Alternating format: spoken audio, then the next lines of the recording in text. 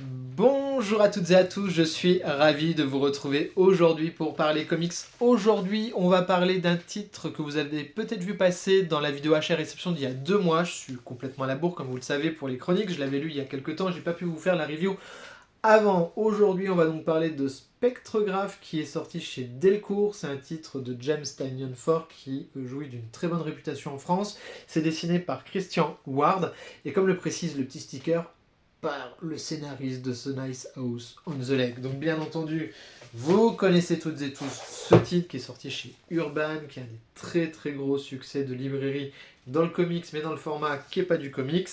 Et je pense que ce Spectrograph est bien lorgne un petit peu sur cette sortie éditoriale, donc la suite The Nice House by the Sea, pour être un petit peu sur la même temporalité sur les étagères des libraires et qui rappellera avec ce sticker que si vous aimez ça, il est fort probable que vous aimiez ça. Voilà. C'est peut-être un des petits bémols que moi je mettrais là-dessus, c'est que ce titre-là, donc on est sur un récit d'horreur et de fantastique comme vous le voyez à la couverture, je vous spoile rien, le titre non plus, ne cache pas du tout dans quel registre on va être, mais c'est le genre de titre qui aurait peut-être eu un plus gros succès, peut-être, je sais pas, je suis pas devin, mais au mois d'octobre, dans cette période un peu d'automne où on a envie de se lire des récits d'horreur, peut-être qu'il aurait eu un plus gros buzz. Voilà. Bon, après, il y a des gros fans du label Distillery. C'est un label qui commence à faire ses preuves tout doucement. Moi, je vous rappelle, vous aviez ce titre Somna que j'ai adoré, qui est un énorme coup de cœur. Vous avez la vidéo complète sur la chaîne. Voilà, on est dans le même type de format et c'est quelque chose qui plaît plutôt bien, qui a l'air de plutôt prendre pour le moment en France. Voilà, après cette longue introduction, de quoi ça parle Spectrograph? Spectrograph, eh bien, on va suivre l'histoire de plusieurs personnages dont certains personnages un peu riches qui s'inventent un peu des vies à travers des manoirs, qui ont tellement d'argent que leur seul but c'est un peu de défier la mort, je dis ça avec un petit peu d'ironie bien entendu, et qui donc vont essayer d'inventer des machines, en tout cas une machine, en l'occurrence ici le spectrographe, pour essayer de faire une sorte de copie de l'âme pour qu'on puisse vivre éternellement à travers ce fantôme, à travers cette psyché comme ça qui serait sous forme de spectre et qui vivrait dans ce manoir éternellement. C'est les grandes lignes résumées facilement.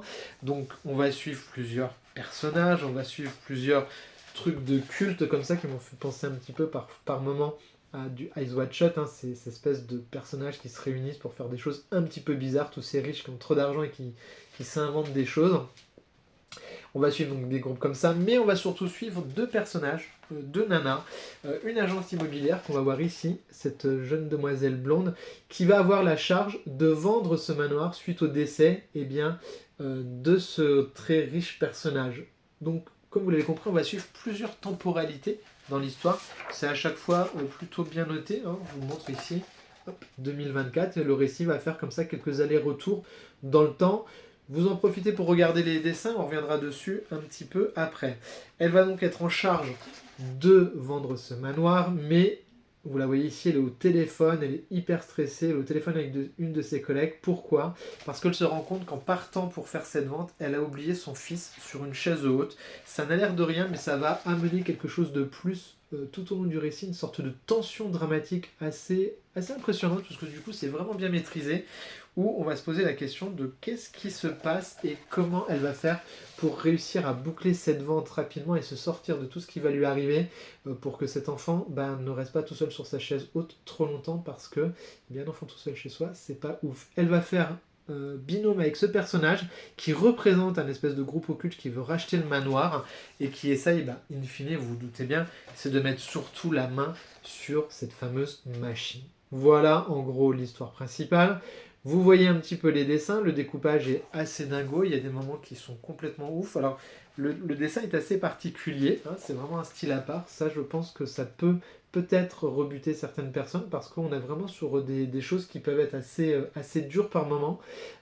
Mais vous voyez, c'est quand même ultra maîtrisé, franchement.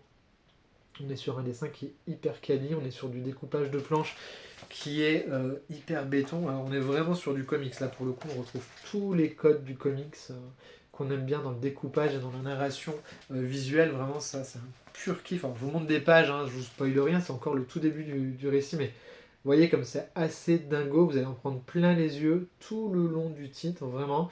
Pour le coup c'est vraiment un récit complet, c'est maîtrisé de bout en bout. J'avais peur en lisant le titre vraiment de me dire ça monte crescendo. Il y a quelque chose de bien qui se dégage vraiment du titre. On est sur quelque chose de vraiment cool, hein. Si vous aimez les titres à la Mad Movies, la série B et tout ça, si vous aimez des trucs comme Hellraiser, si vous aimez les histoires de maison hantée, tout ça, je pense que vous allez passer un très bon moment de lecture. J'avais peur au fil des pages que peut-être la fin, le dénouement ne fonctionne pas. Et pour le coup, ça marche très bien, donc voilà, je ne vous spoile rien. Mais sachez que le récit est vraiment maîtrisé de bout en bout, ça fait un peu plus de 200 pages, ça vaut 25 euros. Vous en avez pour votre argent. Le format en plus là qui est choisi par Delcourt pour ces types de distillerie, eh ben, il est hyper efficace. Je vous remontre un peu, hein, les découpages de planches. Voilà, hein, parce qu'on est vraiment sur quelque chose de très classe, très canon. C'est toujours ultra dynamique. C'est jamais trop verbeux. Et ça, j'ai bien apprécié aussi qu'on soit jamais dans quelque chose qui soit trop bavard. La colorisation aussi qui est bien sentie, hein, ça marche bien, ça vous réveille l'œil par moment quand il y en a besoin. Je sais que le titre a tendance à plutôt bien plaire. Je vous montre aussi quelques pages comme ça un petit peu plus horrifiques, que vous vous rendiez compte si ça peut vous convenir ou pas.